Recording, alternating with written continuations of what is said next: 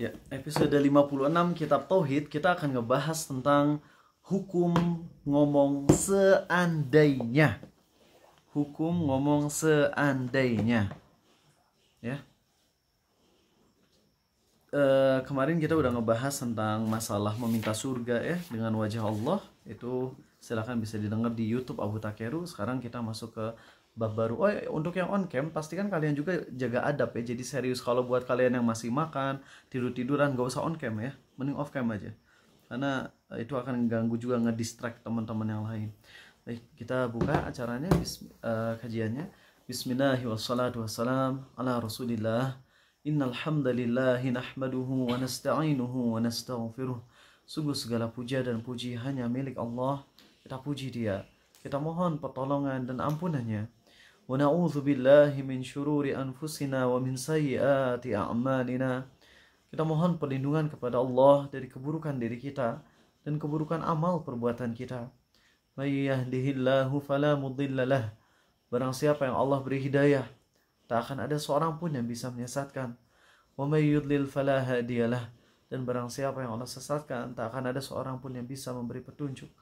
Asyhadu an la ilaha illallah. Aku bersaksi tiada Tuhan yang berhak disembah dengan benar kecuali Allah. Wa asyhadu anna Muhammadan abduhu wa rasuluh. Dan aku pun bersaksi Muhammad adalah hamba dan rasulnya. Amma ba'du.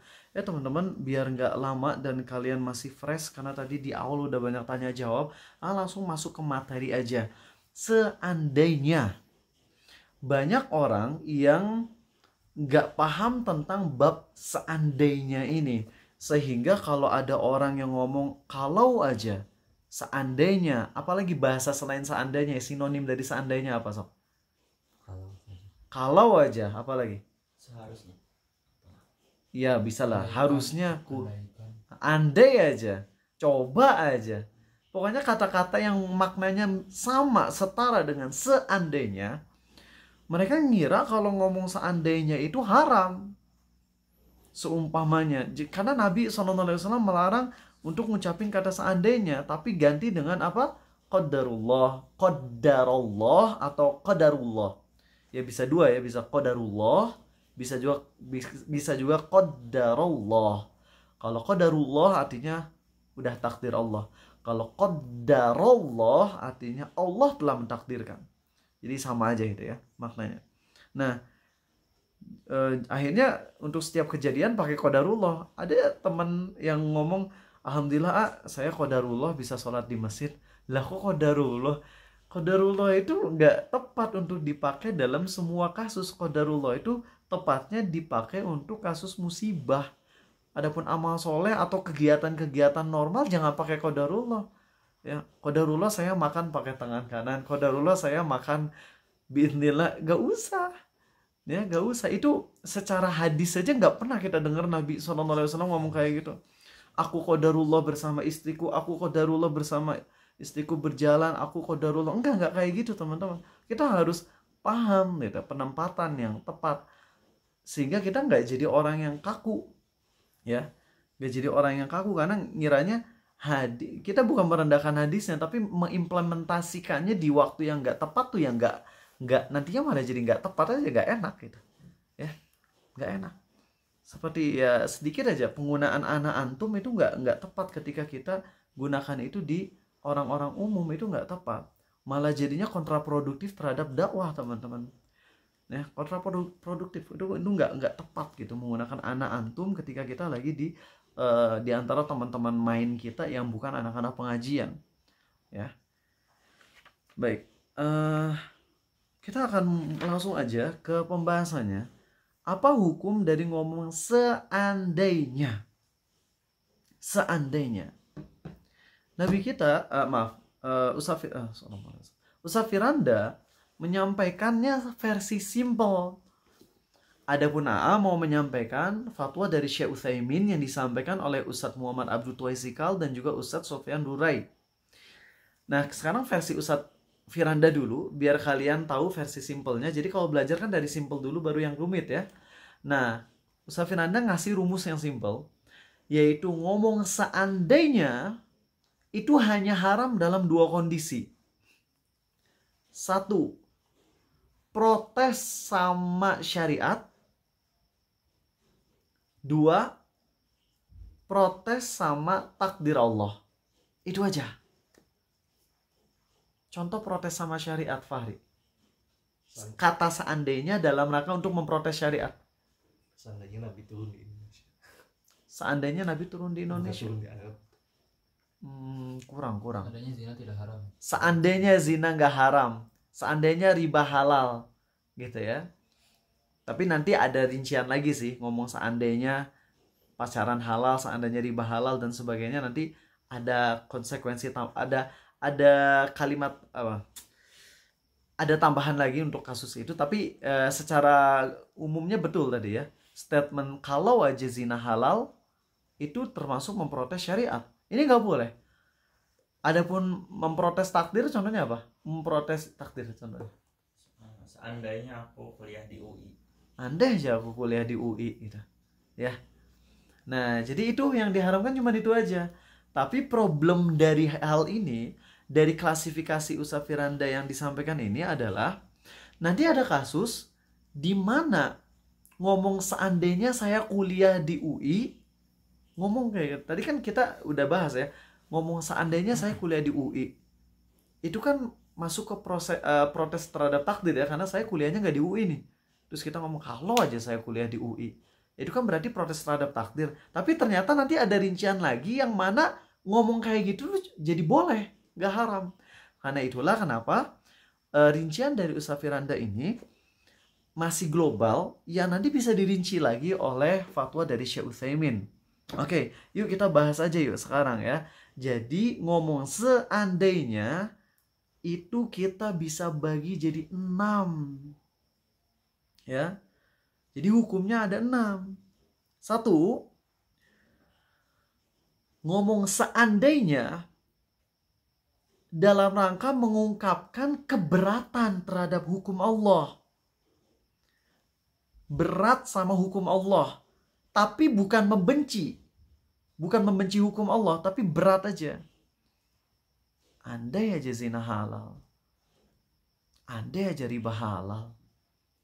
Kita berat gitu sama hukum tersebut. Kita ngomong andai aja zina halal, andai aja riba haram. Nah ini hukumnya apa ngomong kayak gini? Haram. Tapi ada not penting dalam poin ini. Kalau saat kita ngucapin hal-hal tadi, disertai rasa benci terhadap hukum Allah, maka ini bukan haram lagi, tapi apa? Kafir, murtad dari Islam. Bisa dibedain nggak? Ini ada orang yang kan tahu zina halal, zina haram. Terus dia tuh pingin banget zina gitu. Akhirnya dia bilang kalau aja zina halal. Tapi dia tetap meyakini zina haram gitu. Tetap dia meyakini wajibnya untuk berhukum dengan hukum Allah. Tapi dia ngomong kayak gitu, andai aja zina halal. Maka orang seperti ini apa hukumnya? Dosa. Dia ngelakuin keharaman. Tapi kalau dia ngomong andai aja zina halal, disertai kebencian, marah dengan aturan Allah. Kenapa sih Allah harus haramkan zina? Kenapa sih Allah harus haramkan riba? Jadi dia ngomong seandainya riba halal, seandainya zina halal, disertai kebencian terhadap hukum Allah yang telah mengharamkan zina dan riba. Maka ini bukan lagi haram, tapi apa? Murtad dari Islam. Paham poin nomor 1? Ngerti? Oke. Kita lanjut. Rincian yang kedua. Kita ngomong seandainya dalam rangka berat menerima takdir Allah. Ini juga haram. Ya. Contohnya, andai aja aku jadi perempuan gitu. Kan ada yang ngomong kayak gitu ya. Aku ini adalah laki-laki yang terperangkap dalam tubuh cewek gitu. Ya. Nah, andai aja aku terlahir jadi orang kaya gitu. Andai aja aku terlahir di keluarga yang kaya. Andai aja wajah aku kayak artis Korea misalnya kayak gitu. Dan itu dia ngerasa keberatan dengan takdir Allah yang telah mentakdirkan dia wajahnya jadi wajah 62 gitu ya, plus 62. Nah, orang-orang yang ngomong seandainya dalam rangka untuk ngerasa berat dengan takdir Allah, ya, yang udah menciptakan dia sebagai cowok, dia pengennya jadi cewek, maka ini dosa. Ini dosa besar. Ya, ini dosa besar. Dan lagi-lagi ada not tambahan, kalau disertai dengan marah kepada Allah, maka jadinya kafir. Kalian bisa nggak bedain antara berat sama marah? Nih, sholat tahajud. Kalian benci tahajud atau berat untuk tahajud? Berat. Tapi marah nggak? Benci nggak sama perintah tahajud? Enggak. Kalau kalian berat untuk tahajud, kafir nggak kalian? Enggak. Tapi kalau kalian benci sama perintah tahajud, kafir nggak? Kafir. Puasa, berat nggak? Berat atuh. Yang nggak ngerasa berat aneh dah kalian. Kayak bukan manusia. Dah orang ngerasa puasa jadi ringan, itu bukan puasanya ringan teman-teman. Secara manusiawinya mah puasa tetap berat. Tapi rasa cinta dia kepada Allah, ya, rasa cintanya kepada Allah, mental dia yang udah terbangun untuk mencintai Allah, taat kepada Allah, kemudian tahu rewardnya yang sangat besar, itu membuat rasa beratnya jadi nggak kerasa gitu. Ya. Kalian, kenapa ada orang-orang yang rela nge-gym? Nge-gym teh gampang apa berat? Ya kalau nggak berat bukan nge-gym. Ada orang yang ngangkat awalnya 5 kilo terus sekarang jadi bisa 15 kilo, 20 kilo barbel gitu. Itu ngangkat gitu nya. Bahkan pernah ngeliat di Instagram cewek pakai cadar, wah pokoknya full syar'i banget, bisa ngangkat barbel yang satu, dumbbell, bukan barbel. Dumbbell yang satunya tuh 25 kiloan. Wih, itu kuat banget. Aja maksimal dumbbell itu nih, maksimal 12 kilo gitu untuk bisa ngangkat pakai satu tangan. Ini cewek bercadar 25 kilo. Jadi dua teh 50 kilo gitu. Wow. Bahkan ada yang bisa 40 kilo juga. Kenapa orang bisa ke gym padahal tahu gym itu berat? Kenapa? Rewardnya, efeknya setelah nge-gym. Badan kuat, massa otot besar, nantinya ketika tua jadi punya cadangan sehingga gak gampang kropos tuh tulang. Jadi bisa fit. Nah, seseorang puasa tuh berat, tapi ketika dia tahu rewardnya dari Allah, berupa ridho dari Allah, pahala yang besar, surganya, babur riyan, bisa masuk surga lewat pintu Ar-Royan, itu yang bikin dia jadi ngerasa rasa beratnya hilang gitu. Tapi kalau beratnya manusiawi. Sekali lagi mau nanya, puasa berat nggak? Berat. Benci nggak sama perintah puasa? Enggak. Karena kalau benci sama perintah puasa, kafir kita. Tapi kalau berat dengan perintah puasa, wajar, manusiawi. Nah, kalian bisa ngerti sekarang penjelasan ini tentang poin nomor 1 dan 2. Bedakan antara berat dan benci. Kalau ngomong seandainya dalam rangka untuk mengungkapkan keberatan, hukumnya apa? Haram, dosa. Tapi kalau ngomong seandainya dalam rangka untuk selain berat dia pun membenci takdir Allah, dia pun marah sama Allah, dia pun marah sama hukum yang telah Allah tetapkan, maka ini jadinya apa? Kafir, murtad dari Islam. Paham sampai sini? Oke. Poin nomor 3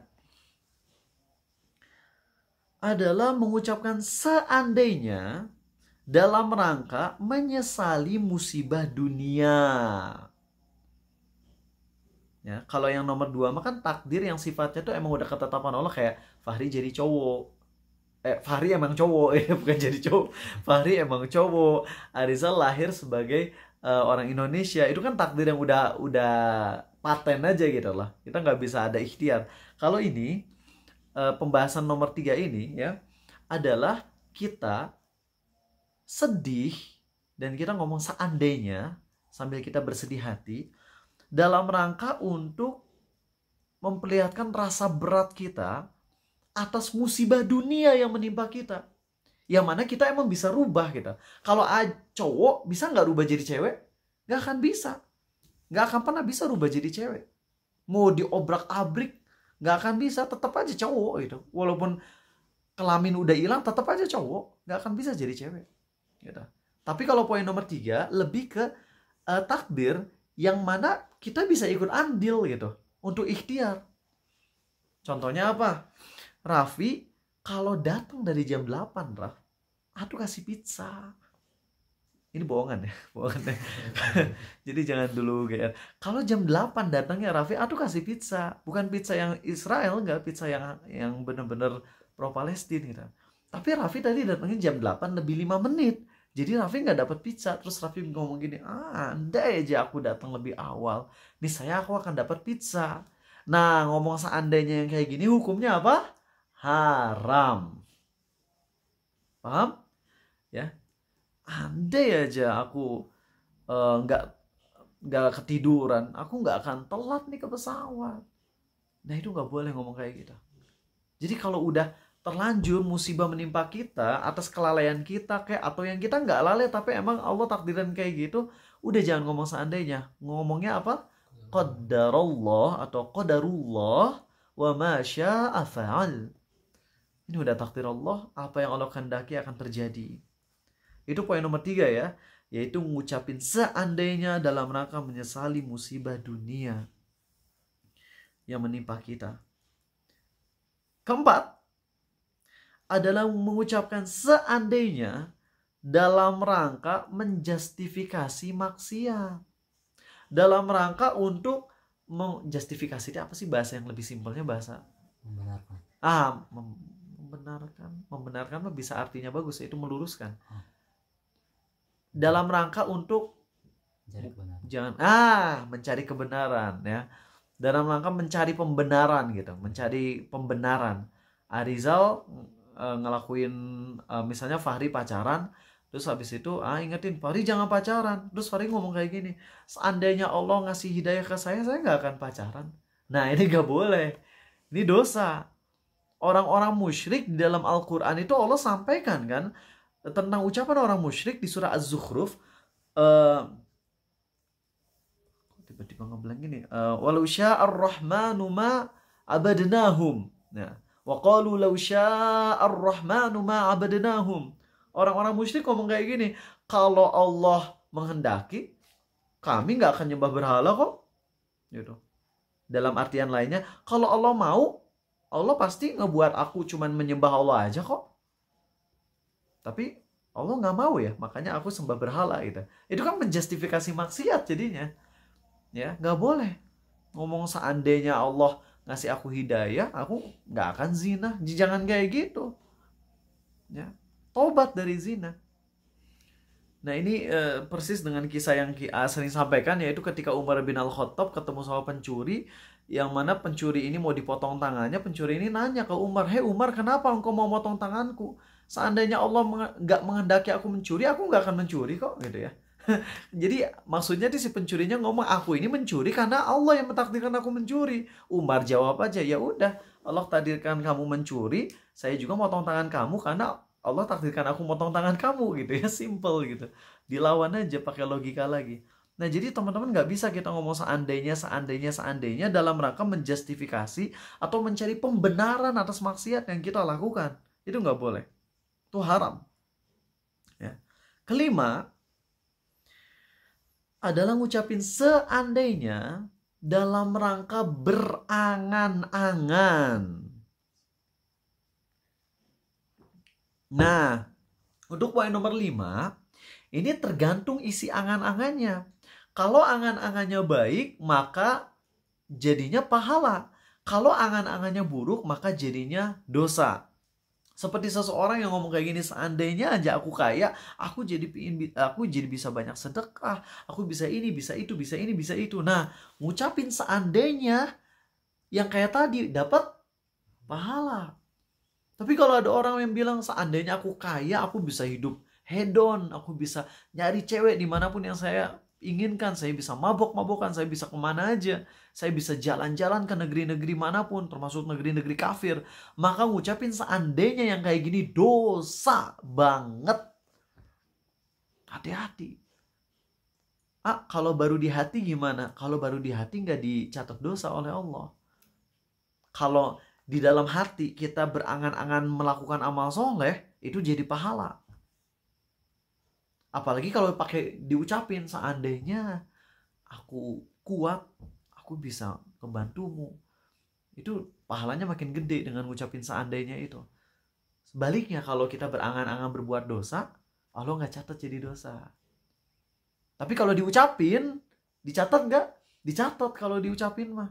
Sebagaimana hadis dari Nabi SAW tentang orang yang ngucapin seandainya, ya ada orang yang doyan maksiat, lalu ada orang lain yang bilang seandainya aku diberi harta, aku bisa ngelakuin maksiat ini, maksiat ini, maksiat ini.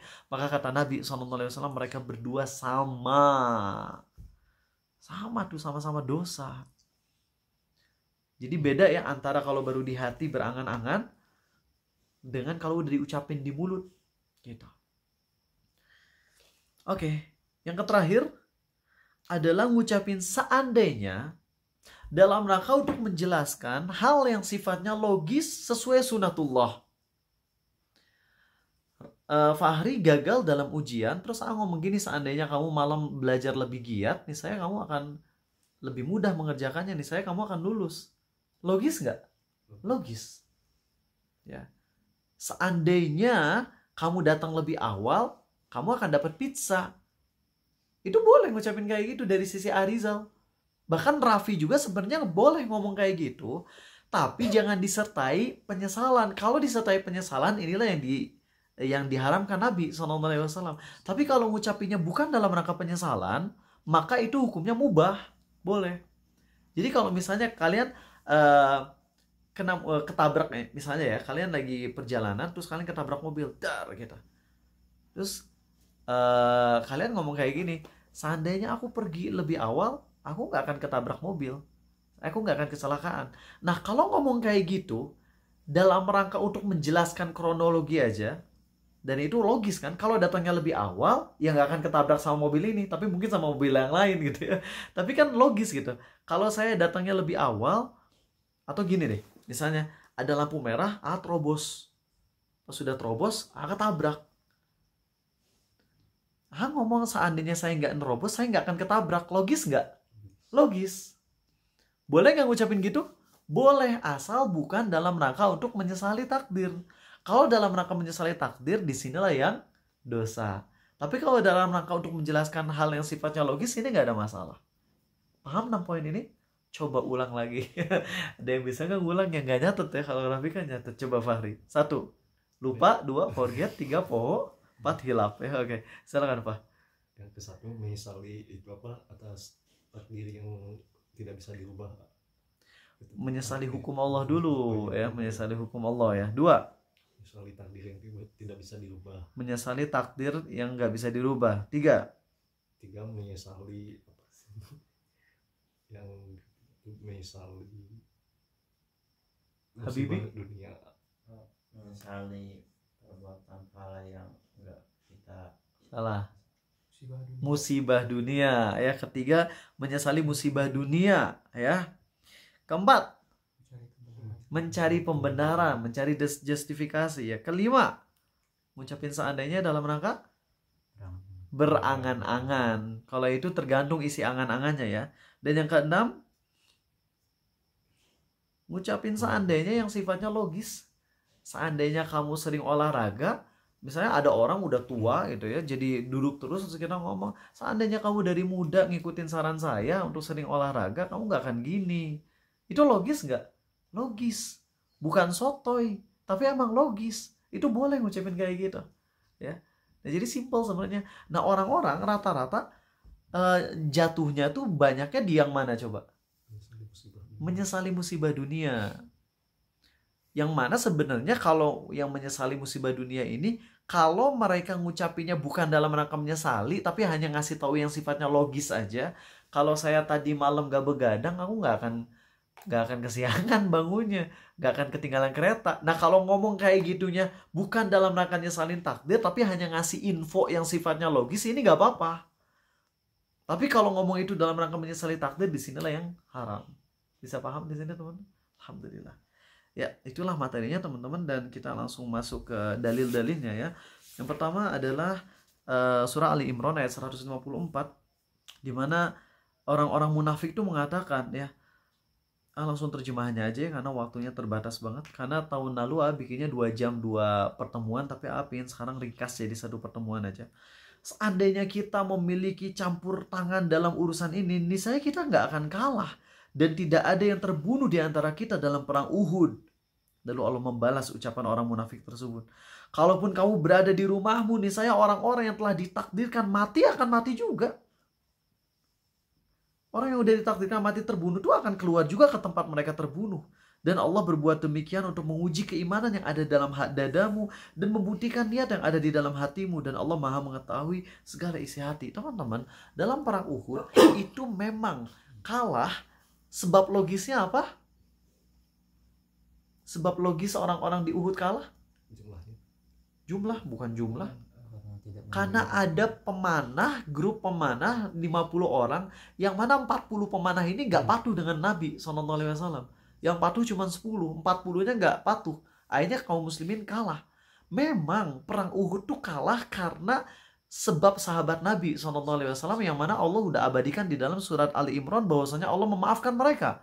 Jadi nggak boleh kita mencerca mereka. Walaqad afallahu anhum walaqad afa ankum. Allah udah janji mengampuni, memaafkan mereka. Nah, sebab logisnya kalah di perang Uhud adalah karena grup archery yang udah disuruh diam di posnya agar kalau terjadi apa-apa mereka terus bisa nyerang dari bukit, malah 40 orang turun, dan itu dijadikan kesempatan oleh Khalid bin Al-Walid untuk jadi counter attack. Nah, ini ya, kalau kita ngelihat ke backstory-nya sebelum kejadian ini, orang-orang dari sahabat Nabi SAW yang senior seperti Abu Bakar, Umar, pokoknya orang sahabat-sahabat yang udah senior, yang udah tua, yang usianya udah 40 tahunan ke atas, mereka menyarankan, ya Rasulullah, kita perang di Madinah aja. Jadi kita perang di tempat kita agar ketika orang-orang kafir datang kita bisa serang, bahkan wanita dan anak-anak kecil pun bisa ikut ngelemparin batu, bisa ikut nyerang gitu. Dan kita pun tahu persembunyian di celah-celah Madinah. Tapi orang-orang anak-anak mudanya, sahabat yang muda, kan semangat mereka tinggi. Ya Rasulullah, kami dulu waktu kami kafir, kami tuh nggak pernah jago kandang. Kami tuh pergi gitu loh. Masa sekarang setelah kita beriman malah kita jadinya jago kandang? Ngerti kan jago kandang maksudnya? Jadi hebatnya di benteng doang gitu. Enggak ya Rasulullah, kita pergi aja ke Uhud, tantang gitu. Dan akhirnya kalah. Ya, walaupun ini terjadi karena kesalahan sahabat Nabi SAW, yang mana Allah jelas sudah mengampuni mereka, tapi ada di balik itu semua hikmah, teman-teman. Hikmah terbesarnya adalah untuk membedakan mana yang benar-benar mukmin dan mana yang munafik. Dan juga salah satunya juga agar orang-orang itu masuk Islam murni. Kalau Islam menang terus dalam peperangan, bahaya. Apa bahayanya? Ujub. Kedua, banyak orang-orang kafir yang masuk Islam gara-gara Islam hoki. Kalau jadi orang Islam pasti menang perang, pasti dapat harta ghanimah, harta rampasan perang. Dan ketika Allah takdirkan kalah, akhirnya orang-orang kan ketika masuk Islam jadi benar-benar mikir, saya masuk Islam karena apa nih? Apakah karena benar-benar mau masuk Islam atau karena cuman ingin menang aja? Nah, inilah maksud Allah di dalam surat ini, di mana Allah berfirman, Allah berbuat demikian, yaitu Allah takdirkan kaum muslimin kalah. Untuk apa? Untuk menguji keimanan yang ada di dalam dadamu dan membuktikan niat yang ada di dalam hatimu. Jadi takdir Allah kalah di perang Uhud, para sahabat Nabi SAW itu nggak lepas dari rencana master plan Allah. Dan Allah adalah sebaik-baik yang merencanakan. Allah lah yang sebaik-baiknya mentakdirkan, teman-teman. Ya. Oke. Kemudian dalil yang kedua adalah orang-orang munafik yang mereka berkata kepada saudara-saudaranya, yaitu sesama munafik, ya. Dan mereka tidak takut pergi perang. Seandainya mereka mengikuti kita, tentulah mereka sudah terbunuh. Ini salah terjemahan nih. Seandainya mereka mengikuti kita, tentulah mereka tidak terbunuh, ya. Katakanlah, tolaklah kematian itu dari dirimu jika kamu orang-orang yang benar. Jadi orang-orang munafik yang gak jadi ikut perang Uhud itu, pas ngedengar kaum muslimin kalah, mereka ngomong, tuh kan, kalau aja orang-orang ikut saran kita, gak akan mati tuh sahabat Nabi gitu. Sallallahu alaihi wasallam. Nah, ini kan semua ucapan dalam rangka untuk apa? Menyesali takdir Allah dan juga mengingkari perintah Allah. Gitu. Kan perintah Allah berarti hukum Allah. Ya. Allah suruh perang tapi mereka nggak ikut perang. Dan mereka nyari pembenaran kan dari situ gitu ya. Tuh kan, gak usah ikut padahal mah, gak usah perang padahal mah, gak akan mati. Nah, itulah dalil di surat ini. Dan juga di bab ini ya.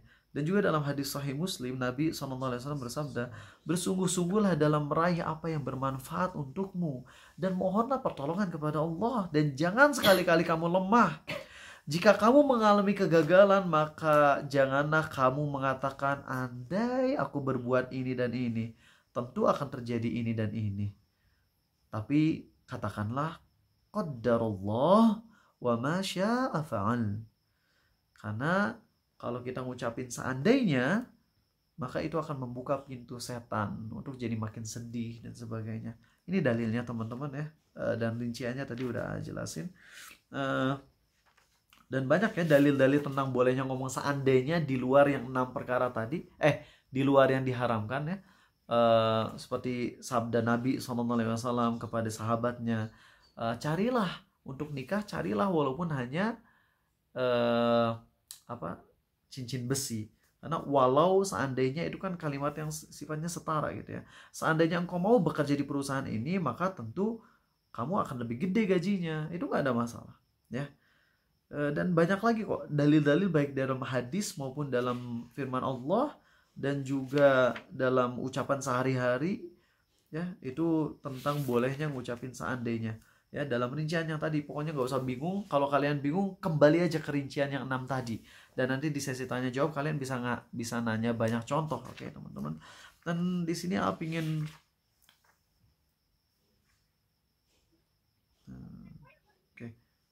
aku ingin ngingetin bahwasanya setan itu kalau dalam timeline kita ada past, present, dan bisa bahasa Inggris nggak kalian? Masa lalu, masa sekarang, dan masa depan. Nah, setan itu mengganggu kita dalam 3 waktu ini ya, dan juga di tengah-tengahnya. Kalau untuk yang masa lalu teman-teman, untuk yang masa lalu, setan itu ngebuat kita untuk jadi ngedown, ngerenung, dan juga malas.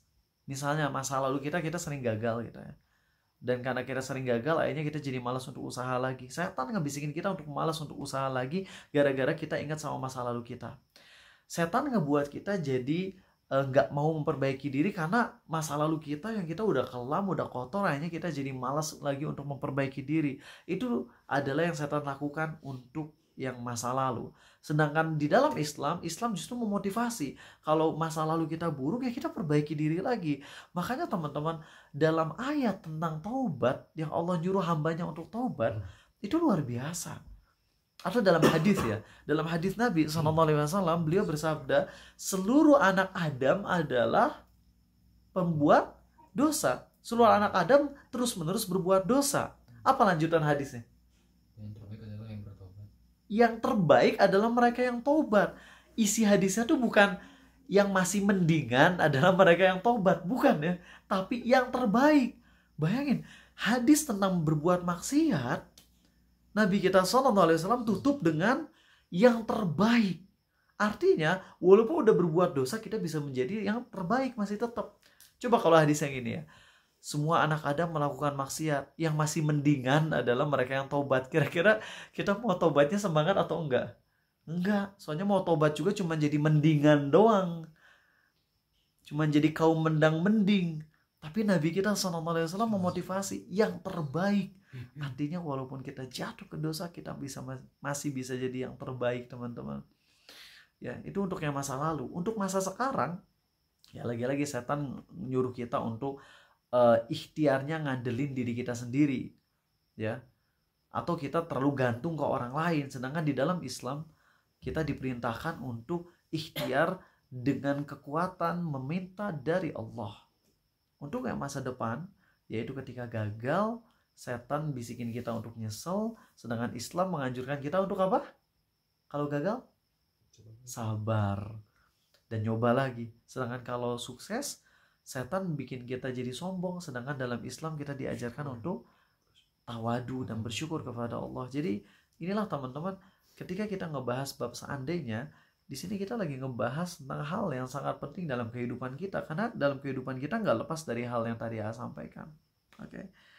Tentang ikhtiar sukses, ikhtiar gagal, dan ketika kita menggunakan sabda Nabi SAW dan bab ini dalam hidup kita, insya Allah enak banget teman-teman, sangat enak. Baik, mau tutup ini dengan coba kata ini kira-kira bagus atau enggak. Seandainya murid-murid Arizal yang masa lalu itu tetap ikut kajian istiqomah sampai sekarang, saya itu akan lebih baik bagi mereka. Itu kalimat seandainya yang boleh atau enggak? Boleh. Ya, logis dan bagus juga, karena emang secara keilmuan, secara referensi untuk yang sekarang lebih komplit daripada yang dulu. Dan pengen apresiasi dan terima kasih ya. Nggak tahu, maaf banget kalau misalnya udah diamanahin untuk nggak diceritain, tapi pengen ceritain sekarang karena ya bentuk terima kasih, syukur juga, dan mohon untuk dijaga hatinya untuk orang-orang yang sebutin. Jadi dapat banyak buku-buku, itu bukan Harizal yang beli, tapi di sini tuh ada 3 orang yang paling berjasa banget untuk ngasih referensi yang terbaik ya. Yang pertama itu adalah itu Fathul Bari yang 56 jilid. Itu semuanya dibeliin oleh Fatur ya, oleh Fatur anak grup. Terus habis itu kitab Sirah Nabawi yang versi dari Ustaz Firanda yang harganya 1,3 juta. Itu juga dikasih dari Ashraf dan juga Nugraha. Ya, makasih, padahal kalian baru keterima kerja, bulan awal dapat kerja langsung kalian sisihkan gaji kalian untuk ngebeliin ini. Itu kalian insya Allah dapat pahala besar banget. Dan Arizal udah bertekad gak akan beli buku apa-apa lagi, karena udah punya semua kitab yang perlukan dalam semua referensi Islam tuh ada di kitab-kitab ini. Dan berterima kasih ke kalian. Dan ini sebagai pelajaran buat kita, seandainya kalian istiqomah, niscaya kalian akan mendapatkan kebaikan yang terus menerus.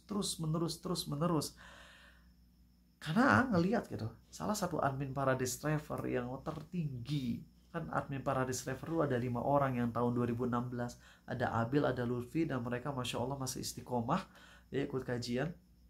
Dan juga ada 3 lagi yang mana nggak mau sebut, tapi salah satunya ini ada yang ngelihat, ya Allah, seandainya dia masih istiqomah untuk kajian, dia tuh nggak akan berubah kayak gini. Masalahnya ketika awal tuh dia nggak istiqomah, itu menyeret dia untuk semakin buruk hidupnya. Bayangin tadi Ashraf, Nugraha baru keterima kerja, tapi ngasih uang sebagiannya untuk ngebeliin kitab yang mana akan bahas, dan setiap pembahasan yang sampaikan tuh kalian akan dapat pahala terus gitu. Gara-gara kalian yang ngasih modal buat Arizal sampaikan. Dan ketika seseorang tidak menggunakan hartanya, hidupnya untuk kebaikan, maka itu mah udah logis aja. Setan akan mendorong kita untuk menggunakan waktu, harta kita, hidup kita untuk keburukan. Ini salah satu admin Paradise Traveler yang sangat Arizal benci untuk sekarang. Kalau di mata Allah nggak tahu dia sekarang kondisinya kayak gimana, tapi benci dengan kemaksiatan yang dia lakukan. Dia ini salah satu penggerak dakwah sunnah di sebuah kampus di Jatinangor di tahun 2016. Bahkan kajian Arizal booming banget, ngehits di kampus tersebut di tahun 2016. Yang hadir di Masjid Raya ya, itu tuh sampai 1.200 orang. Coba bayangin itu ngadain kajian sampai 1.200 orang. Ya, itu kan bukan hal yang mudah. Tapi dia penggeraknya.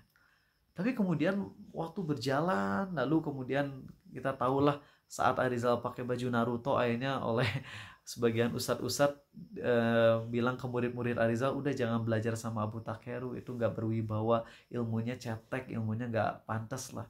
Akhirnya ya mereka menjauhi Arizal. Dan salah satunya dia yang mana jadi nggak ikut kajian Arizal. Kalau masih ikut kajian ustadz lain sih no problem gitu loh.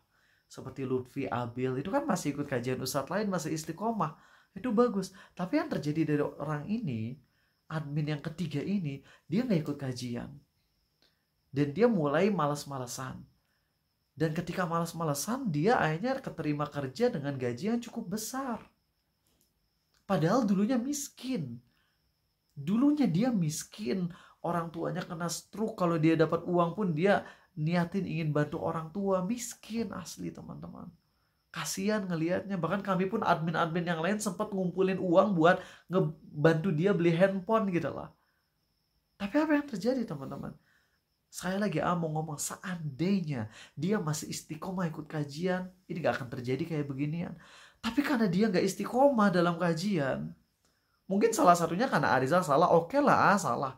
Karena melakukan hal yang makruh yaitu pakai baju Naruto. Aku itu ngelakuin hal yang makruh. Tapi ketika itu menyebabkan dia jadi gak ikut kajian, sama ustadz lain juga gak ikut kajian, apa yang terjadi?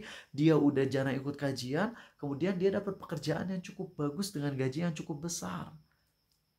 Dan kira-kira teman-teman, kalau orang udah jauh dari kajian, dapat gaji gede, kira-kira uangnya dominannya buat bersyukur atau buat foya-foya?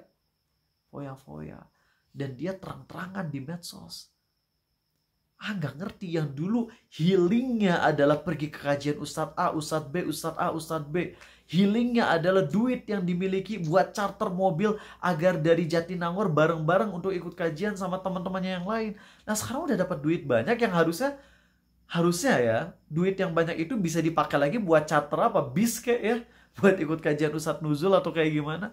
Tapi dia pakai itu duitnya, yang ngeliat di medsosnya terang-terangan nge-gym di gym yang mewah, dan dia sering foto bareng sama cewek-cewek seksi. Dia makan abis-abisan sambil pamer. Itu masih lumayan lah untuk masalah makanan, oke-oke aja. Tapi yang jadi problem, dia healingnya tuh kemana? Ke pulau yang banyak kemusyrikannya.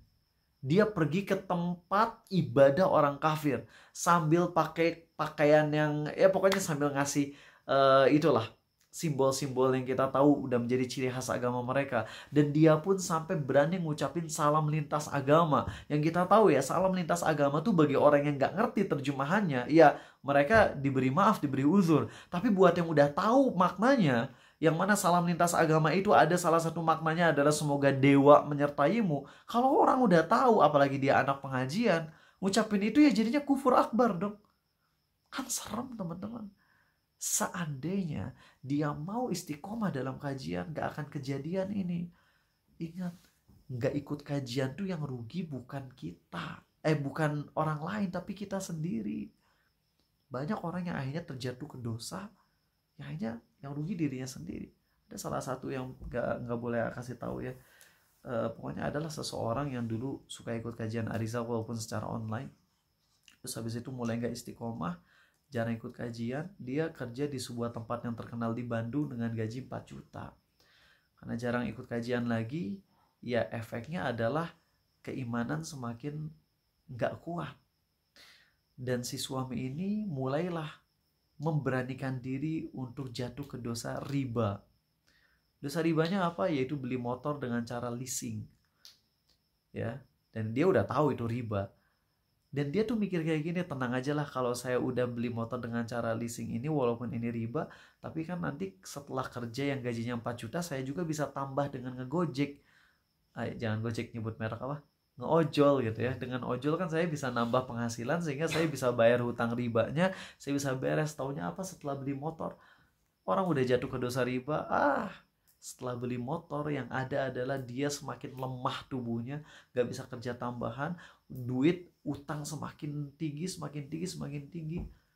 Makanya heran, dulu dia suka ikut kajian Arizal, suka ikut kajian ini itu, kok jadi enggak lagi. Ternyata teman-teman, ketika udah mulai gak ikut kajian, setan bikin dia untuk jatuh ke dosa, dan dosa itu semakin menghancurkan dia. Dia sampai utang tuh udah 40 jutaan, dan gaji dia 4 juta per bulan, tapi bayaran cicilan yang harus dia bayar sebulan adalah 4,2 juta. 4,2 juta cicilan belum sama biaya hidup. Dan dia udah bilang, saya udah gagal jadi seorang ayah. Dia minta bantuan ke Arizal, no way. Walaupun Arizal dapat harta zakat 100 juta, gak akan kasih sepeser pun. Karena harta zakat yang dititipin ke Arizal bukan untuk pelaku riba. Apalagi yang udah tahu hukumnya. Hancur aja udah hidupnya. Seandainya dia mau istiqomah dalam kajian, gak akan kejadian yang beginian. Seandainya mau istiqomah kajian, gak akan kejadian. Tapi ketika udah mulai gak kajian, iman semakin ngedrop, semakin berani berbuat maksiat. Atau bilang kayak gini, kamu tuh kenapa nikah? Untuk jauhin zina kan? Kok udah nikah malah jatuh ke dosa riba, yang mana dosa riba 1 dirham, itu dosanya semisal dosa apa? Zina sama ibu kandung berapa kali? 36 kali kalau nggak salah ya. 36 kali. Ente mending gak usah nikah.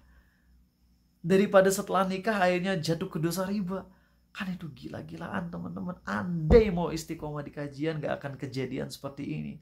Karena kalau udah ikut pengajian, udah rutin, udah dihayatin, takut takut sama maksiat, apalagi maksiat yang sifatnya ekstrim besar dosanya. Ya seperti inilah teman-teman. Sebenarnya pengen ngasih tazkiyatun nafs di bagian akhir, tapi karena waktu udah mepet dan kayaknya kalian butuh buat tanya jawab juga, jadi mohon maaf kalau hari ini lebih banyak ke tanda kutip marah-marahnya dan jadi pelajaran buat kalian. Tapi semoga Allah karuniakan kita hati yang khusyuk ya teman-teman. Dan ingat, sebagai penutup, Nabi kita SAW bersabda bahwasanya ketika seorang hamba itu, hadisnya derajatnya minimal hasan ya, ketika seorang hamba melakukan dosa, Allah tuh bilang ke malaikat pencatatnya untuk jangan dulu dicatat sampai 6 jam ya. Ini hadisnya hasan minimal, dan ini adalah salah satu bentuk rahmat Allah atas kita, dimana ketika kita berbuat dosa itu nggak dicatat sampai 6 jam kemudian. Dan jam yang dimaksud itu nggak beda jauh dengan jam yang sekarang kita kenal ya, karena Nabi kita SAW menyampaikan bahwasanya hari Jumat memiliki 12 jam, atau kalau dari subuh sampai waktu duhur beliau sampaikan ada 5 jam. Dan cara membagi waktunya itu kalau ditotalin kurang lebih sama deh, hampir 60 menit atau kurang dikit atau lebih dikit tergantung musim panas atau musim dinginnya ya. Jadi kalau kita ngedengar kata jam dalam hadis Nabi SAW itu, kalau kita konversikan atau kita dekatkan ke jam yang kita kenal dengan 60 menit, itu mirip lah, gak beda jauh, walaupun gak tepat banget ya. Nabi kita SAW menyampaikan itu, kalau seorang berbuat dosa itu Allah nyuruh malaikatnya untuk jangan dulu mencatat sampai 6 jam. Dan ini tuh rahmat dari Allah, karena gak semua orang yang berbuat dosa tuh langsung nyesel. Ada orang yang setelah berbuat dosa dia ngerasa gak nyaman, tapi ketika dia istighfar astagfirullah itu gak bisa nangis.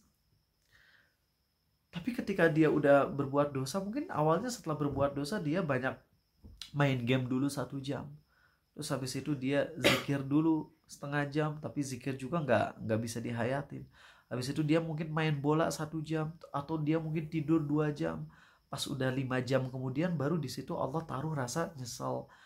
Nah kan emang nyesel itu nggak selalu datang langsung setelah maksiat, dan Allah dengan kebaikannya memberi kita waktu 6 jam sampai akhirnya dicatat dosa tersebut. Allahu Akbar. Allah maha penyayang teman-teman, Allah maha pengampun. Kau udah dikasih waktu 6 jam untuk nyesel, untuk taubat, maka jangan lebih dari itu teman-teman ya. Takutnya dicabut nyawanya sebelum kita bisa taubat sungguh-sungguh. Oke, silakan Hafiz mau nanya apa? Dan yang lain silakan. Bagian-bagian mana ketika sholat yang bisa dipakai untuk berdoa seperti sujud? Sujud dan tasyahud akhir itu yang paling utama ya. Yang dosa 6 jam itu selain dosa syirik, ya dong jelas. Karena kalau dosa syirik mah langsung batal semua amalnya ya. Syirik akbar itu batal, atau kufur itu jelas batal semua amalnya ya. Oke.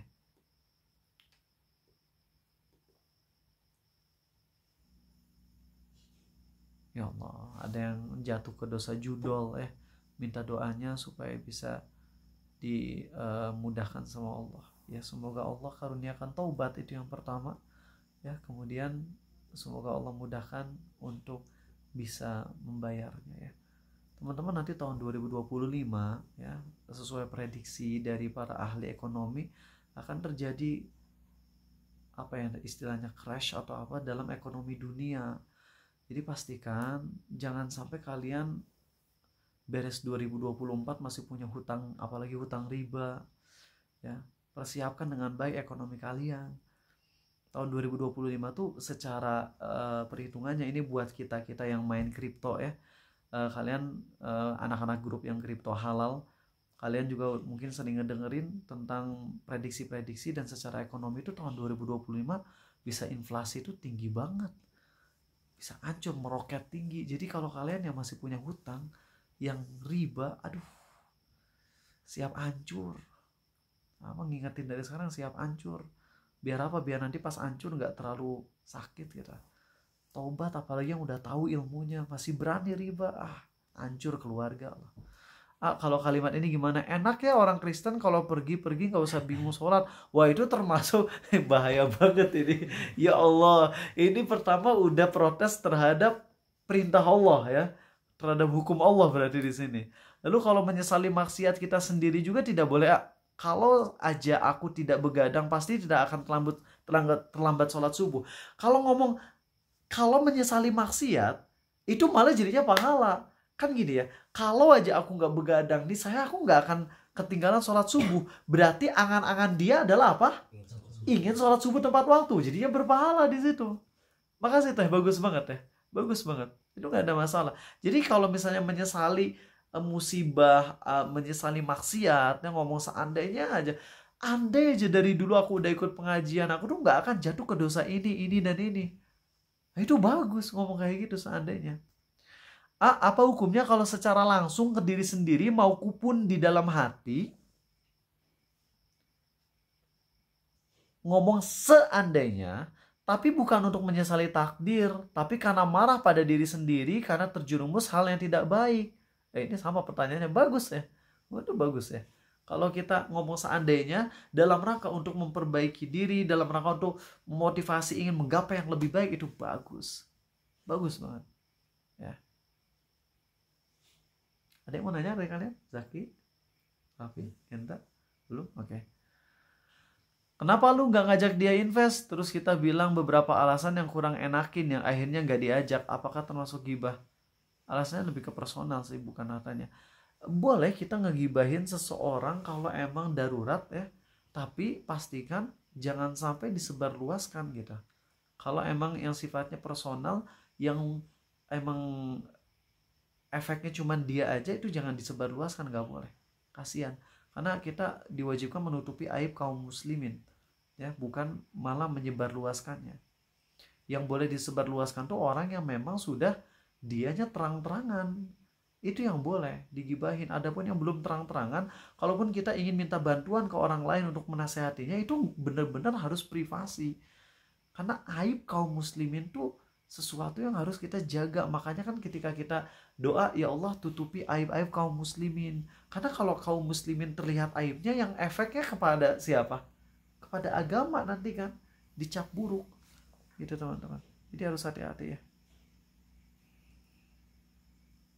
Udah habis pertanyaannya? Gak ada lagi? Oke. Ya. Tumben pertanyaan yang kayak gini malah gak banyak pertanyaan. Oh, ini. Seandainya kamu belajar sebelum ujian, nih saya kamu lulus, apakah ini termasuk takabur? Enggak, itu termasuk penjelasan yang sifatnya logis. Walaupun memang bisa aja habis belajar mati-matian gak lulus. Bisa nggak? Ya bisa. Kalau emang lemot gitu ya, udah belajar mati-matian tapi gak masuk-masuk, lemah otak, bisa aja gak lulus. Tapi kan kita ngasih tahu yang sifatnya tuh globalnya atau generally. Kalau orang belajar dengan sungguh-sungguh, dia akan paham dan dia akan mudah menjawab pertanyaan dan dia akan lulus. Nah, jadi ngomong kayak gitu nggak ada masalah, ya. Apa lebih baik diganti kata pakai insya Allah? Boleh, pakai insya Allah itu lebih bagus ya. Kalau kamu belajar, insya Allah kamu lulus. Tapi kalau ngomong seandainya juga nggak ada masalah, ya, nggak ada masalah. Oke, ada lagi 3 menit lagi, silakan Habibie. Boleh. Apa hukumnya buat ngomong seandainya dengan yang berangan-angan positif, namun counternya tuh menghina ketetapan? Contohnya, seandainya nggak hujan maka saya akan datang ke kajian lebih tepat, atau kayak gitu. Oke, seandainya nggak hujan nih, saya akan datang dengan lebih tepat. Di sini emang agak pelik ya, karena ucapan itu bisa logis. Seandainya nggak hujan, saya akan datang lebih tepat. Karena kalau hujan, apa yang terjadi di jalan? Macet. Ucapan itu logis. Dan nggak ada unsur kita mencela hujan sama sekali kan. Tapi kalau misalnya ada bagian yang kita nggak marah tentang hujannya, ya di situ nanti ada bab lain dan itu jadinya dosa di bagian situnya. Ya, jadi mungkin aja seseorang ngucapin kalimat yang sifatnya logis tapi tetap dosa. Karena isi hatinya ada rasa marah atau ya benci gitu terhadap apa yang terjadi gitu ya. Seperti itu. Ya. Oke, sama-sama. Ada lagi yang mau nanya? Nah, ini pertanyaan terakhir ya. Aizim bertanya mengenai tadi yang riba yang 1 dirham dosanya sebanyak seperti zina dengan ibu kandung 36 kali. Yang dimaksud 1 dirham itu bunganya atau keseluruhan uang yang dipinjam? Oke. Wallahu a'lam, nggak bisa memastikan, tapi yang jelas 1 dirham itu hanya 50.000 rupiah loh, ya. Dan kalau kita minjem 1 juta, bunganya ada 50.000 nggak? Ada ya. Ada, apalagi kalau ini murid AA ada yang minjem 2 juta, sekarang udah jadi 3,2 juta bayarannya. Nggak akan bantuin, nggak akan bantuin. Ya, yang seperti ini nggak akan. Ya Allah, kok hujan sih berarti dosa? Iya, dosa. Nanyanya ke Allah tapi dalam ngomongnya kayak gitu, ya Allah kok hujan sih? Ya terserah Allah tuh.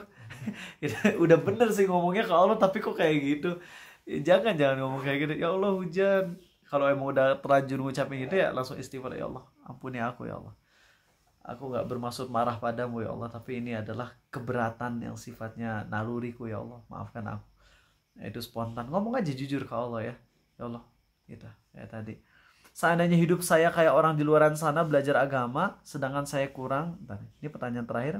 Ada 1 menit lagi. Kalau terbesit dalam hati, seandainya hidup saya kayak orang di luaran sana belajar agama, sedangkan saya kurang support dai di sini, ditambah lagi punya adik 3, mustahil belajar agama? Enggak mustahil, sekarang lagi belajar. Nah jadi teman-teman jangan terlalu menyempitkan sesuatu yang sifatnya luas. Belajar kan gak harus langsung offline, bisa juga online ya. Dan kita berandai-andai kalau hidup di sana bisa ikut banyak belajar, itu bagus, perandai-andaian yang bagus, tapi kita harus tahu realita bahwasanya orang-orang yang hadir di kajian atau di kota-kota besar yang banyak kajian, banyak dari mereka yang malah gak istiqomah kajian. Ini kondisimu tuh mirip dengan orang-orang tuli yang ikut kajian Ustadz Nuzul, yang mana orang-orang tuli ini ngomong ke Ustadz Nuzul lewat penerjemah bahwasanya enak ya orang-orang yang bisa ngedenger, mereka itu kalau kajian bisa full 100%, bahkan kajian pun bisa sambil makan gorengan, bisa sambil tidur-tiduran, bisa sambil main handphone. Sedangkan kami yang tuli kalau ngedenger tuh harus bener-bener full, karena ngedenger kami tuh dengan penerjemah bahasa isyarat, sehingga kami harus benar-benar fokus. Bahkan ngedip beberapa detik aja udah bisa hilang tuh materi. Bahkan full konsentrasi pun paling cuma dapat 50%. Ustadz Nuzul akhirnya ngasih tahu, justru kondisi dia yang terbatas itu, yang tuli terbatas, bisa jadi di mata Allah jauh lebih tinggi daripada mereka yang bisa denger tapi malah males-malesan ya. Jadi kamu sekarang lagi terbatas karena di pedalaman ada adik 3, tapi kamu berjuang tetap mau ikut kajian secara online seperti ini, dirutinin, di mata Allah bisa jadi lebih besar. Oke? Semoga Allah mudahkan kita istiqomah teman-teman. Ingat, istiqomah ikut kajian asli. Kalaupun kalian misalnya tahu kesalahan-kesalahan Arizal yang zaman dulu Naruto kayak atau fatwa yang salah, ya itu zaman dulu yang tinggal diperbaiki lah dari sisi Arizalnya. Kalau kalian ngelihat Arizal salah ya diberi nasihat, mudah-mudahan Arizal bisa memperbaiki diri dari kesalahan Arizal. Tapi jangan jadi nggak ikut kajian rutin kita, yang nanti ruginya ke kalian sendiri. Itu aja, terima kasih buat semua yang udah support ya. Biaya bulanan kalian itu sangat support Arizal banget. Dan juga kitab-kitab yang udah dibeliin. Kalau kalian nanya butuh apa lagi, sekarang nggak butuh kitab apa-apa lagi. Jadi udah close ya, udah nggak butuh kitab apapun. Sekarang butuhnya istiqomah untuk belajar. Dan alhamdulillah istiqomah belajar setiap hari. Itu jadi agenda utama Arizal. Mudah-mudahan Fathul Bari beres dalam 2 tahun ya, karena sekitar 20.000 halaman ya, jadi harus sabar. Subhanakallahumma wa bihamdik, maha suci Engkau ya Allah dan segala puji bagimu. Asyhadu an la ilaha illa anta, aku bersaksi tiada Tuhan yang berhak disembah kecuali Engkau saja. Astaghfiruka wa atubu ilaik, aku mohon ampunan padamu dan aku taubat padamu. Assalamualaikum warahmatullahi wabarakatuh.